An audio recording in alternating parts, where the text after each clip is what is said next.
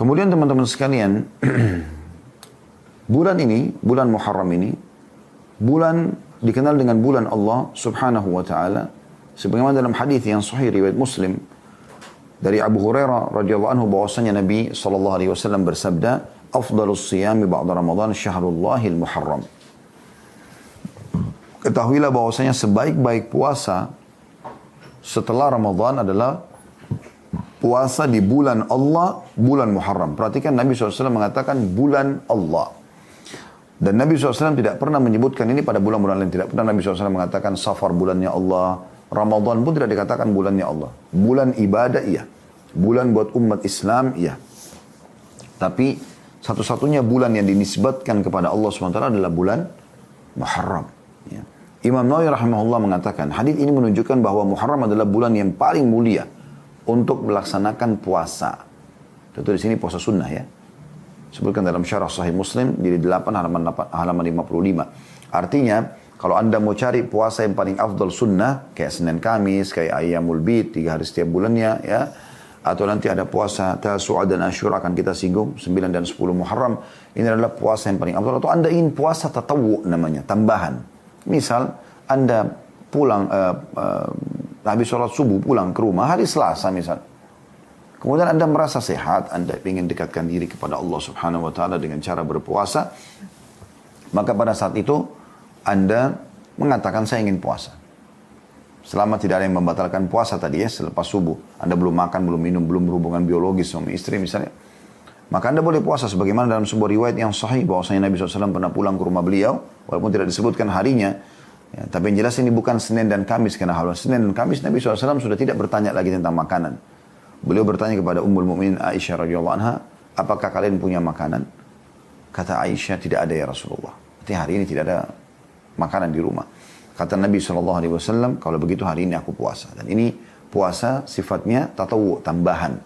Ya, dan ini bisa Anda lakukan di bulan Muharram, memperbanyak puasa di bulan Muharram. As-Suyuti berkata, rahimahullah, ya, dalam syarah Suyuti ala Sahih Muslim ya. Jadi beliau juga pernah mensyarah Sahih Muslim. Di jilid 3 halaman 252, beliau mengatakan sementara bulan yang dinamakan Syahrullah, dinamakan bulan Allah, sementara bulan lain tidak mendapat gelar itu karena nama ini, bulan Muharram, nama Islami. Berbeda dengan bulan-bulan lainnya. Nama-nama bulan lain sudah dikenal di masa jahiliyah. Tadi saya sebutkan Safar, Rabiul Awwal, Rabiul Tsani, Jumadil Ula, Jumadil Tsani, Rajab, Sya'ban, Ramadan, Syawal, Zulqa'dah, Zulhijjah, mereka sudah kenalin. Muharram tidak. Orang-orang jahiliyah dulu menyebutkan bulan Muharram ini dengan Safarul Awwal. Yani Safar sebenarnya bulan kedua ya, dan mereka mengatakan Safar yang pertama. Kemudian ketika Islam datang, Allah mengganti namanya dengan bulan Al-Muharram, artinya termuliakan. Dan nama ini ya, sehingga nama bulan ini Allah sandarkan kepada dirinya itu dikenal dengan Syahrullah. Juga nama bulan ini diberikan juga julukan ya, dengan Syahrullahil Asam. Artinya bulan Allah yang sunyi. Makna sunyi di sini artinya muliakan. Sunyi dari dosa, ya, sunyi dari pelanggaran di bulan Muharram itu. Ya, ini jadi bulan-bulan yang kita muliakan ya. Kemudian di bulan Muharram ini ada hari yang lebih dispesialiskan lagi, lebih dikhususkan lagi. Ya, lebih diistimewakan, maaf, ini lebih tepat bahasanya, lebih diistimewakan. Yaitu dikenal dengan 10 Muharram atau hari Asyura. Ini hari yang paling dimuliakan oleh manusia umumnya yang beriman kepada Allah. Orang-orang Yahudi memuliakan hari ini. Ya, mereka berpuasa di tanggal 10 Muharram. Walaupun pendapat yang paling sahih di antara ulama-ulama kita di zaman sekarang mengatakan Yahudi sudah tidak puasa lagi hari ini. Itu di zaman Nabi SAW. Ya. Nah, sekarang ini mereka sudah tidak puasa lagi dengan hari 10 Muharram ini. Yang jelas dalam riwayat Ibnu Abbas diceritakan, beliau pernah menyampaikan, Lamma qadimal madinata wajadahum yasumuna yauman. Ketika Nabi SAW tiba di Madinah, Nabi SAW mendapatkan Yahudi sedang berpuasa satu hari. Yakni Asyura. Tepatnya mereka puasa tanggal 10 Muharram. Faqalu hadha yaumun azim. Dan orang-orang Yahudi pada saat ditanya kenapa kalian puasa, mereka bilang ini adalah hari yang agung. Wa huwa yaumun najjallahu fihi Musa. Hari ini 10 Muharram inilah Allah selamatkan Nabi Musa ya, dari Fir'aun tentunya. Wa agraka ala Fir'aun, dan menenggelamkan Fir'aun dan ya, keluarganya atau sekutu-sekutunya gitu. Fasama Musa syukran lillah. Maka Nabi Musa merutinkan puasa di tanggal 10 Muharram sebagai tanda syukur kepada Allah. Faqala, maka Nabi SAW bersabda, ana awla bi Musa minhum. Ya. Karena Nabi SAW, kami kaum muslimin lebih layak menghormati Musa daripada kalian. Karena Yahudi kan puasa karena menghormati Nabi Musa. Maka kata Nabi SAW, kami lebih berhak menghormati Musa daripada kalian. Fasamahu wa amara bisiyami. Maka Nabi SAW berpuasa dan memerintahkan agar muslimin berpuasa. Nah, hadis ini hadis riwayat Bukhari. Ya. Jadi ini mengerucut ya dari bulannya dulu. Urutan dia adalah salah satu dari 4 bulan yang dimuliakan. Kemudian keutamaan bulan Muharram itu sendiri. Ya, bagaimana dia dinisbatkan kepada Allah Syahrullah. Ya, selain dia masuk dari salah satu dari bulan yang dimuliakan tadi 4. Juga ada hari yang terkhususkan. Yaitu 10 Muharram ini. Ya. Hasan Basri berkata tentang masalah bulan Muharram ini juga. Inna Allah iftataha as-sana bi syahri haram wa khatamaha bi syahri haram. Falaysa syahru fi as-sanati ba'da syahri Ramadan a'zamu inda Allah minal Muharram. Wa kana yusamma syahrullahil asam min syiddati tahrimihi. Artinya, sesungguhnya Allah telah membuka awal tahun dengan bulan Muharram dan menutup juga akhir tahun dengan bulan Muharram. Artinya, awal bulan dari 12 bulan Hijriah itu bulan Muharram. Ditutup juga selesai Zulhijjah dengan awal pembukaan bulan Muharram. Ya. Tidak ada bulan dalam setahun setelah bulan Ramadan yang lebih afdal daripada bulan Muharram ini. Dan dulu bulan ini dikenal dengan Syahrullahil Asam, atau bulan Allah yang sunyi, sunyi dari kemaksiatan, karena sangat mulianya bulan ini. Ada beberapa hal yang perlu digarisbawahi teman-teman sekalian berhubungan dengan masalah ini, yaitu pentingnya orang melakukan puasa sunnah di bulan Muharram ini. Tapi yang dia fokus terutama, ya, walaupun dia memperbanyak secara umum ya, boleh dia puasa apa saja sebagaimana saya jelaskan tadi, Senin Kamis jangan luput, kemudian Ayyamul Bidnya, dia berusaha maksimal yang dia bisa lakukan. Itu lebih sunnah, bukan paksaan. Anda kalau tidak kerjakan juga tidak berdosa, tapi kesempatan Anda mengerjakan kalau Anda bisa. Sebagaimana hadits Abu Hurairah radhiyallahu anhu, beliau berkata, Nabi SAW bersabda, afdalus siyami ba'da Ramadan syahrullah Muharram. Ketahuilah puasa yang paling afdal, maksudnya paling Allah cintai, paling besar pahalanya ya di sisi Allah adalah puasa setelah Ramadan, adalah puasa di bulan Muharram. Hadis ini riwayat Muslim. Juga Ibnu Abbas radhiyallahu anhu mengatakan, ma ra'aitu an-nabiy sallallahu alaihi wasallam yataharra siyamu yawma fadlatu ala ghairihi illa hadzal yawm, yawm Asyura, wa hadha asy-syahr yakni syahr Ramadan. Aku tidak pernah, kata Abdullah bin Abbas radhiyallahu anhu, melihat Nabi SAW memilih satu hari untuk puasa yang lebih beliau unggulkan. Beliau selalu memperhatikan dengan sangat jeli ya, pada selain bulan Asyura atau tanggal 10 Muharram dan puasa Ramadan. Hadis ini riwayat Bukhari Muslim. Jadi Nabi SAW betul-betul tidak mau kehilangan ini. Kalau Anda bertanya, lalu apa keutamanya Ustaz puasa hari Asyura itu? Dengarkan hadisnya. Hadits Abu Musa al-Asy'ari radhiyallahu anhu. Jadi ini jangan luput ya, hari ini kita tanggal 1 Muharram ya. Dan insya Allah 9 hari dari sekarang ya, 8 hari dari sekarang kurang lebih, karena 9 dan 10 kita dianjurkan puasa ya. Kita mulai dulu tanggal 10-nya karena ini puncaknya puasa sebenarnya, yang sangat ditekankan ini. Hadis Abu Musa al-Asy'ari radhiyallahu anhu, beliau berkata, "Kana yaum Asyura ta'udduhu al-yahud 'idan." Orang Yahudi menilai hari Asyura itu adalah hari raya mereka. Qala an-nabiy sallallahu alaihi wasallam fasumuhu antum. Maka Nabi SAW bersabda kepada kami, maksudnya kaum muslimin dari sahabat, puasalah kalian pada hari itu. Hadis ini riwayat Bukhari.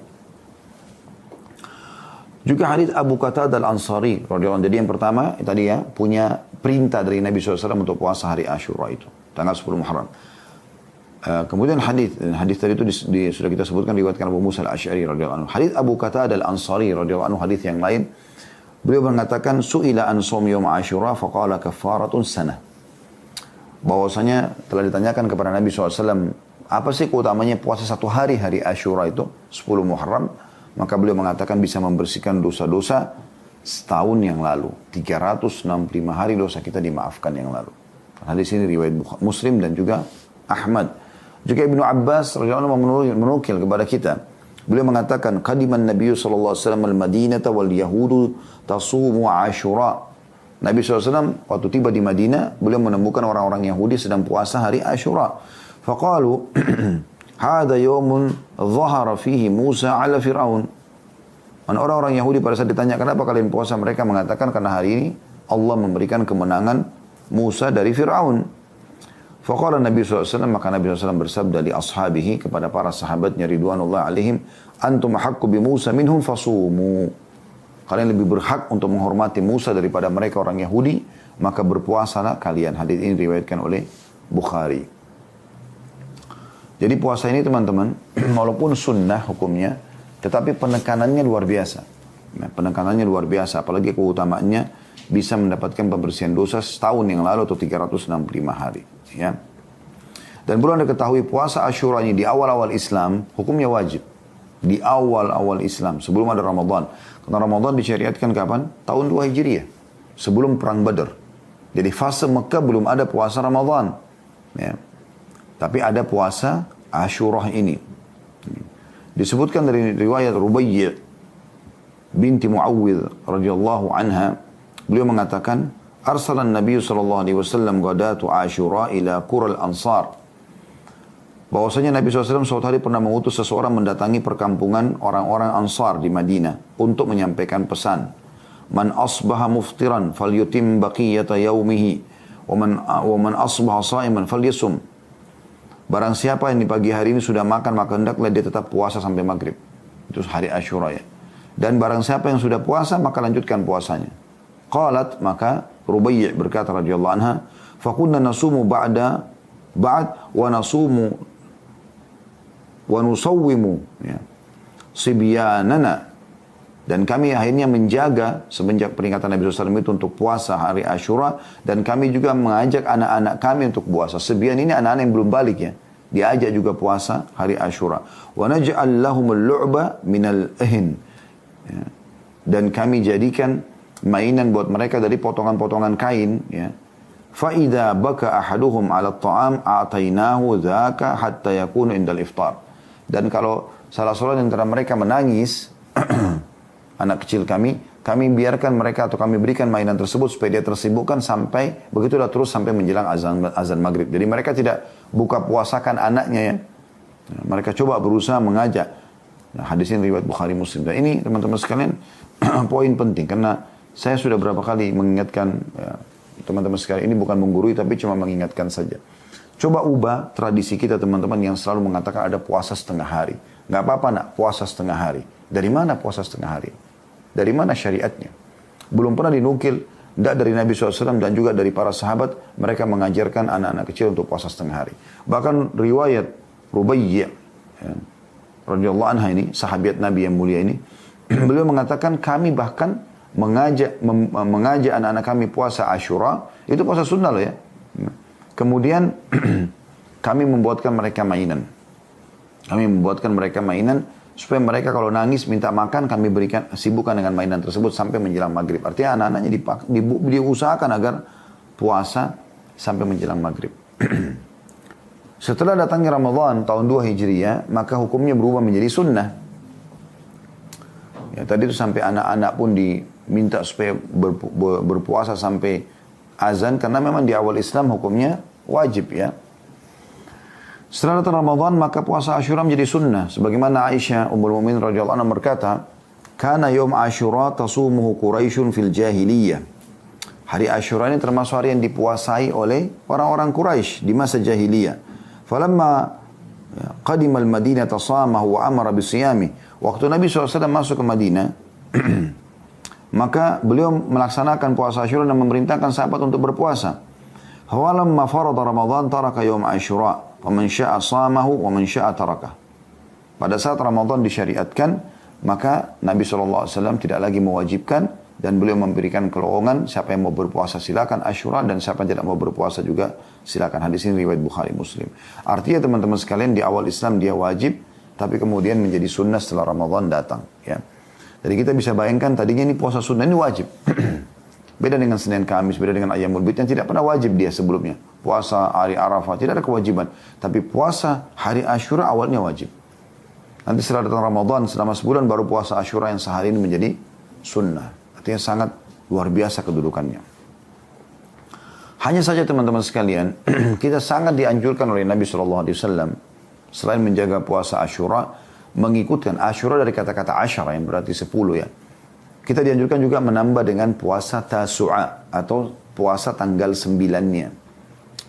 Beranjak daripada hadis Ibnu Abbas radhiyallahu anhuma, beliau menceritakan hina shama Rasulullah sallallahu alaihi wasallam yaum Asyura wa amara bisiyami, pada saat Nabi SAW melaksanakan puasa Asyura dan memerintahkan sahabat untuk melaksanakannya, qalu ya Rasulullah innahu yaumun ta'zumuhul yahud wan nasara. Wahai utusan Allah, hari ini yang kita sedang Anda suruh puasa ini hari yang diagung-agungkan oleh orang Yahudi dan orang Nasrani, sementara mereka tidak sejalan dengan kita. Faqala Rasulullah SAW, maka Nabi SAW bersabda, dan pada saat itu pas hari Asyura, orang-orang lagi puasa, Nabi juga lagi puasa sallallahu alaihi wasallam. Ya. Maka beliau mengatakan, fa idza kana al-'am al-muqbil insyaallah sumna al-yawm at-tasi'. Kalau begitu nanti kalau kita masih hidup tahun depan, ya, kita akan ikutkan puasa ini 10 ini dengan puasa 9 dengan izin Allah. Qala falam ya'ti al-'am al-muqbil hatta tufi Rasulullah sallallahu alaihi wasallam. Hanya saja pada saat sebelum tiba Muharram tahun depan, wafatlah Nabi sallallahu alaihi wa ala alihi wa sahbihi wasallam. Ini hadis diriwayatkan oleh Imam Bukhari. Ada sebagian orang yang mengatakan puasa juga tanggal 11-nya. Ya. Ini perlu diluruskan dulu ya, perlu dijelaskan supaya lebih jelas ke depannya ya. Sebagian ulama berpendapat dianjurkan puasa tanggal 11 Muharram setelah puasa Asyura. Pendapat ini berdasarkan hadis yang diriwayatkan Ahmad dan Al-Bazzar. Ini dasarnya dulu ya. Kenapa mereka mengatakan ada puasa tanggal 11 juga? Kan kalau 9-10 sudah jelas dalilnya tadi. Hadis-hadis yang sahih riwayat Bukhari dan Muslim. Kalau ini puasa tanggal 11-nya. Belanjak daripada hadis ya, yang mereka anggap hadis ini ya, berbunyi sumu yawma Asyura wa khalifu fihi al-yahud wa sumu qablahu yawman aw ba'dahu yawman. Puasalah hari Asyura dan jangan sama dengan puasanya orang Yahudi. Puasalah sehari sebelumnya atau sehari setelahnya. Hadis ini dihasankan oleh Syekh Ahmad Syakir. Hadis ini juga dikuatkan dengan hadis lain diriwayatkan oleh Baihaqi dalam Sunan Al-Kubra, sumu qablahu yawman wa ba'dahu yawman. Puasalah sehari sebelumnya dan sehari sesudahnya. Ya. Dengan menggunakan kata waw. Nah, di sini artinya dan ya. Seakan-akan puasalah sehari sebelumnya 9 bulan Asyura kemudian dan lanjutkan 10-nya gitu ya. Al-Hafidh Ibnu Hajar punya penjelasan yang bagus berhubungan dengan masalah hadis ini. Beliau mengatakan hadis ini diriwayatkan Ahmad dan Al-Baihaqi dan Al-Baihaqi dengan sanad yang dhaif, yang lemah. Karena keadaan perawi yang bernama Muhammad bin Abi Laylah yang lemah di kalangan para ulama hadis. Akan tapi dia tidak sendirian. Hadis ini memiliki juga penguat dari Salih bin Abi Salih bin Hayy. Ya. Demikian juga keterangan Syekh Muhammad bin Salih al-Munajjid. Sementara itu ulama lain berpendapat bahwa puasa tanggal 11 tidak disyariatkan. Jadi ada yang mengatakan dia dianjurkan karena dalilnya tadi itu. Ya. Kemudian sebagian ulama yang lain mengatakan puasa 11 tidak disyariatkan. Karena hadis ini sanadnya lemah.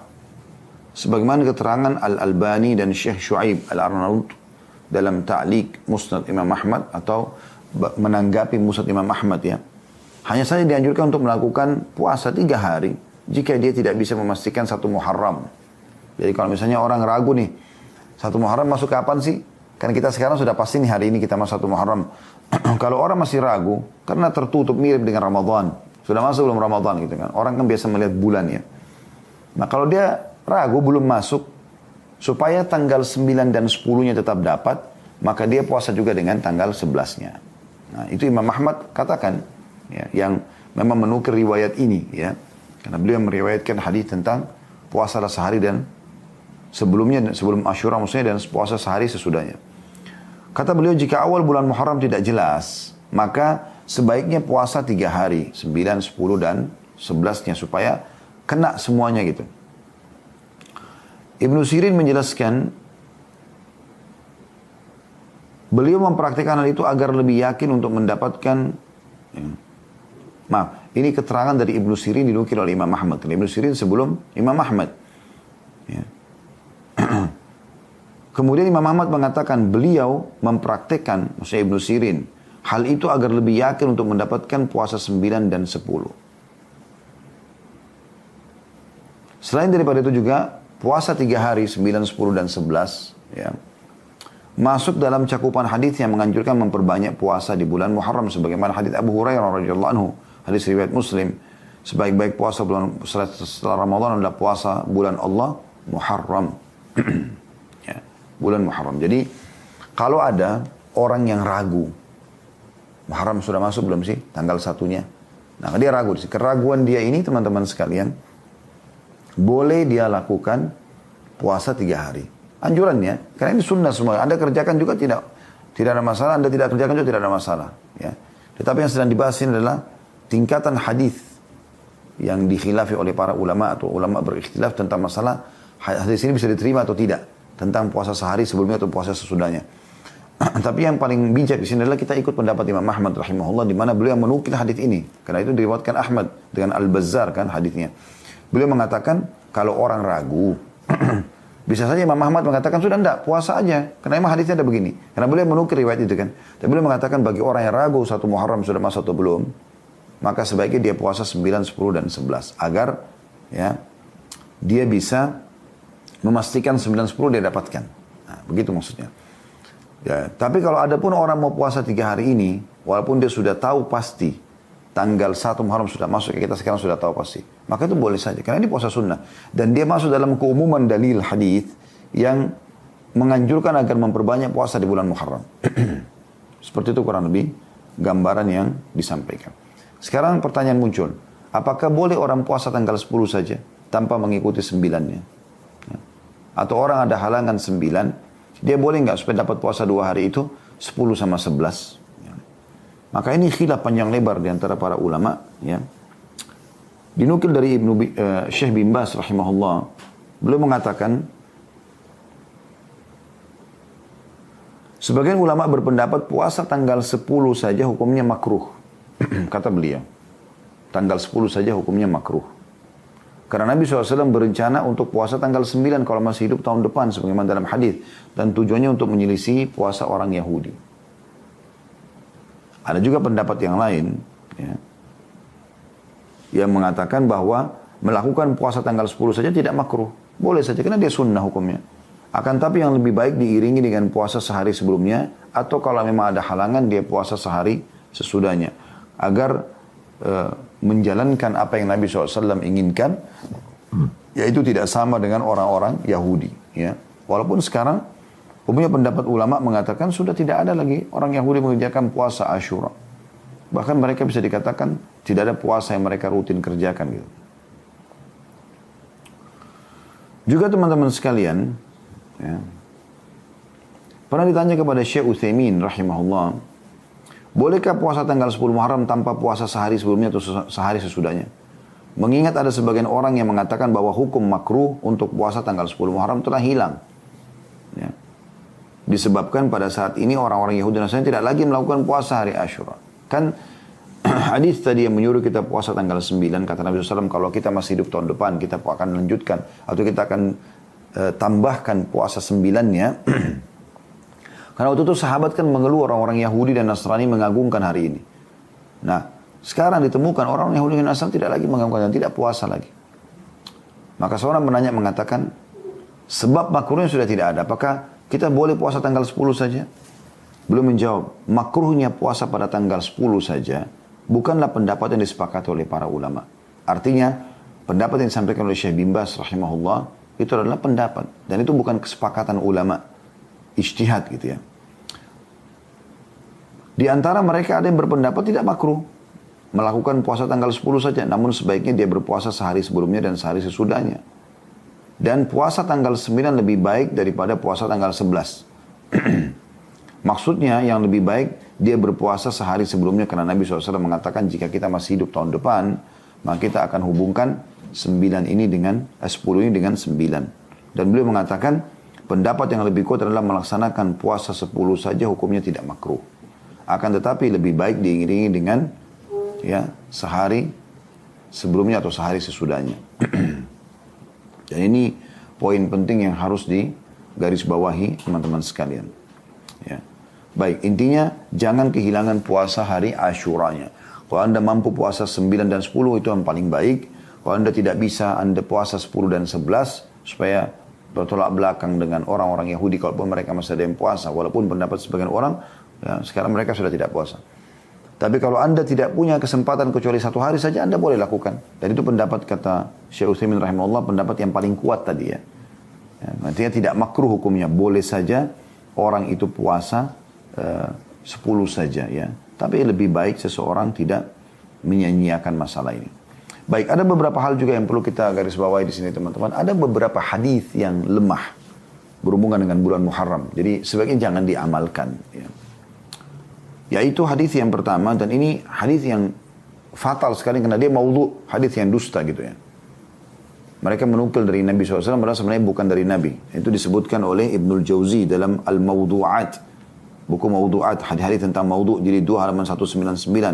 Dan Asy-Syaukani juga sebutkan dalam Al-Fawaid. Ya. Al-Majmu'ah, Al-Fawaid Al-Majmu'ah halaman 45. Hadis yang berbunyi kurang lebih terjemahnya begini. Siapa yang berpuasa 9 hari pertama bulan Muharram, maka Allah akan bangunkan untuknya 1 kubah di udara yang memiliki 4 pintu, tiap pintu jaraknya 1 mil. Nah, ini hadis kalau Anda dengar, hadis sudah dipalsukan oleh 2 ulama ini, Ibnul Jauzi rahimahullah dalam Al-Mawdu'at dan juga Asy-Syaukani dalam Al-Fawaid Al-Majmu'ah. Kemudian walaupun ada pendapat yang mengatakan ya, surah Al-Fajr ayat-ayat pertamanya itu a'udzubillahi minasyaitonirrajim yang berbunyi bismillahirrahmanirrahim wal fajri wa layalin 'ashr ya. Ini ada yang pendapat mengatakan demi waktu subuh dan 10 malam berturut-turut. Mereka mengatakan ini, ada pendapat yang mengatakan ini adalah 10 awal bulan Muharram. Tapi pendapat yang paling kuat itu adalah 10 awal bulan Dzulhijjah.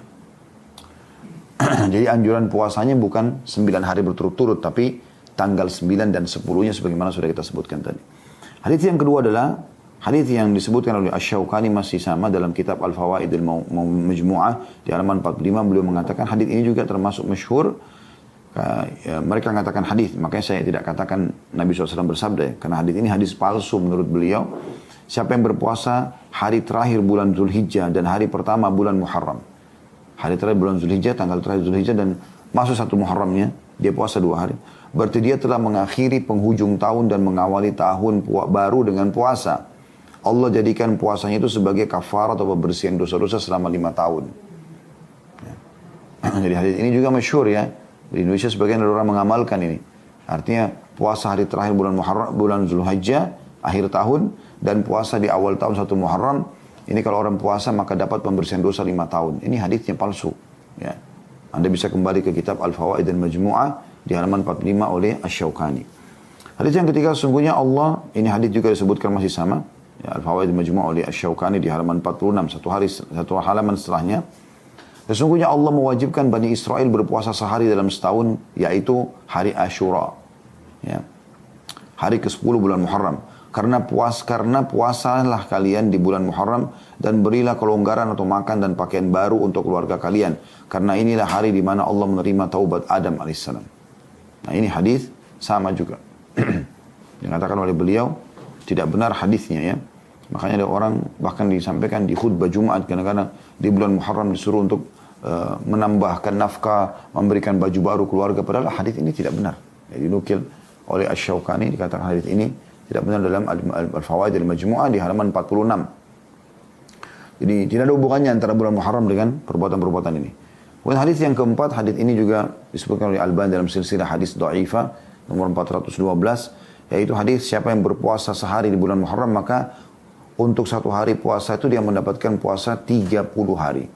1 hari puasa pahalanya 30 hari. Ini hadisnya lemah. Ya. Hadis yang kelima adalah hadis, ya.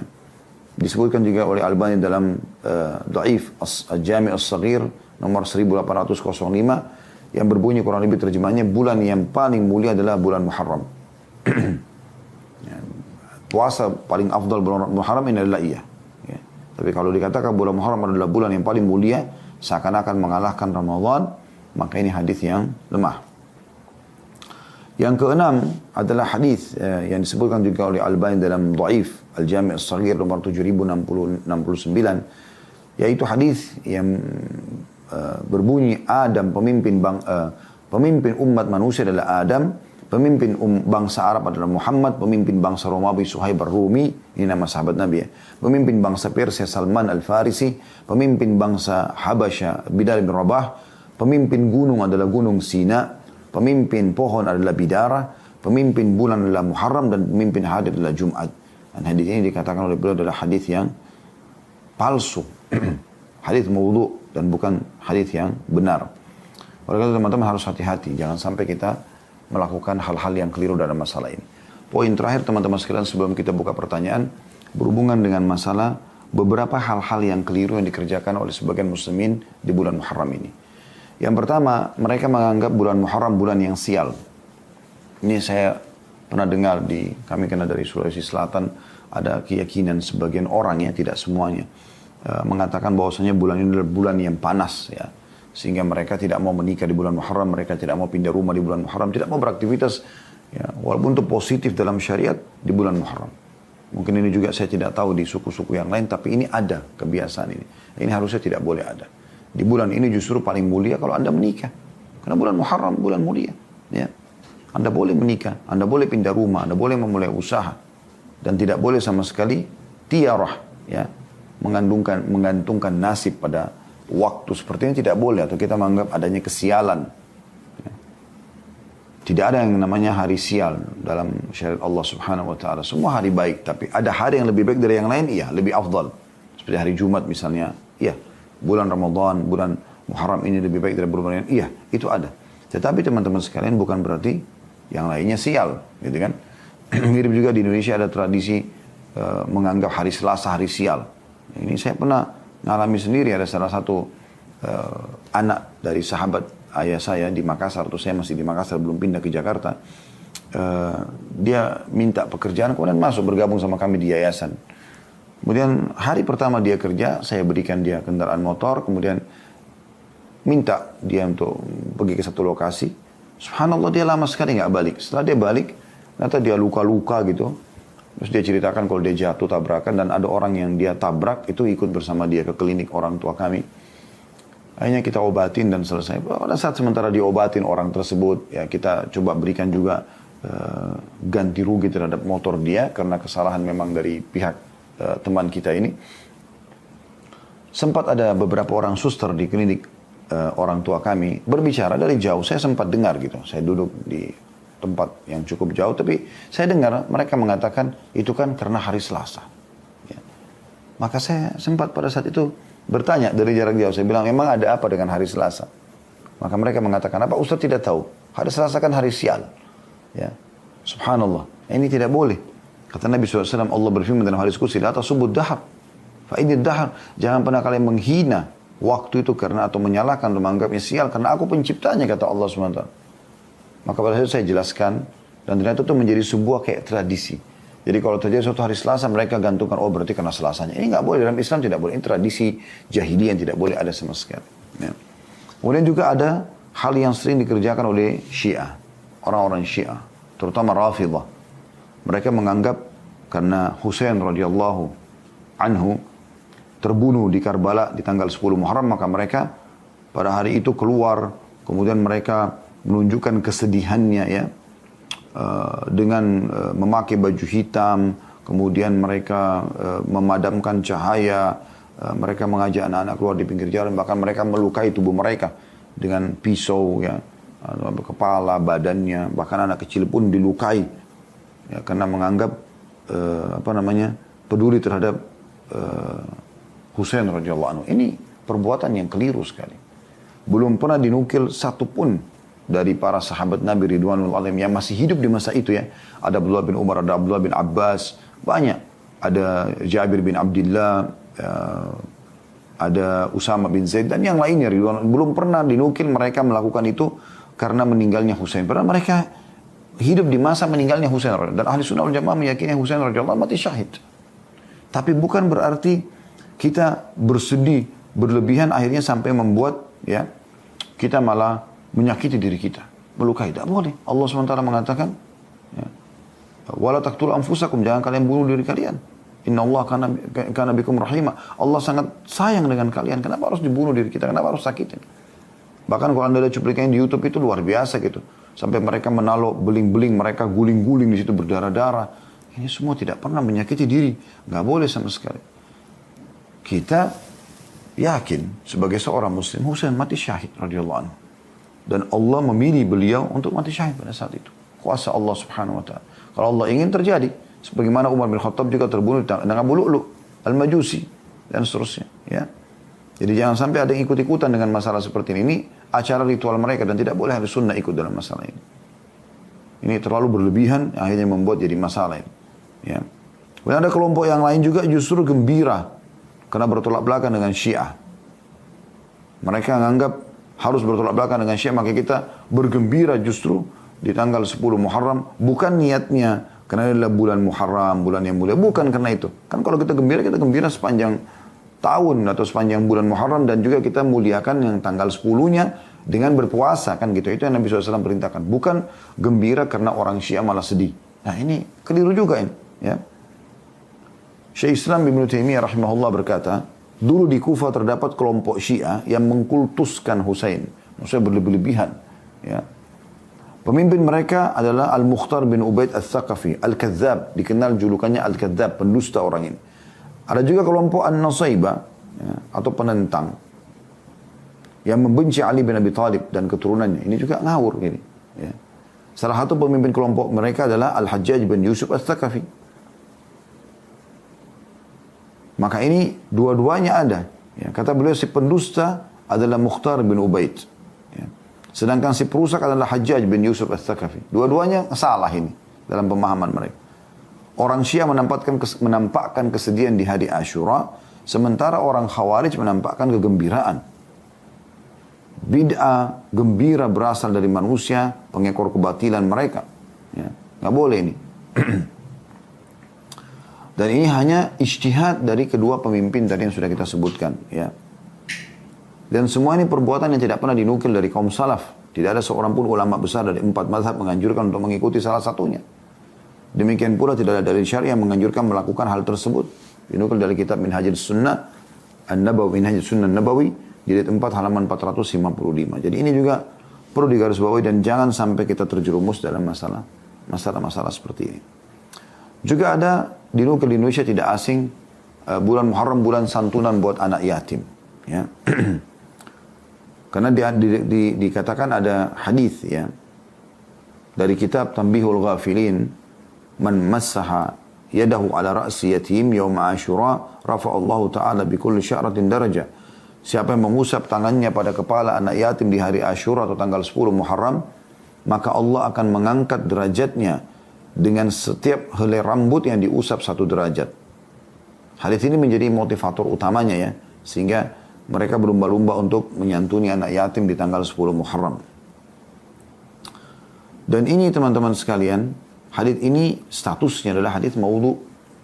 Kalau anda kembali kepada pendapat para ulama ya. Dari jalur sanadnya terdapat seseorang perawi bernama Habib bin Abi Habib.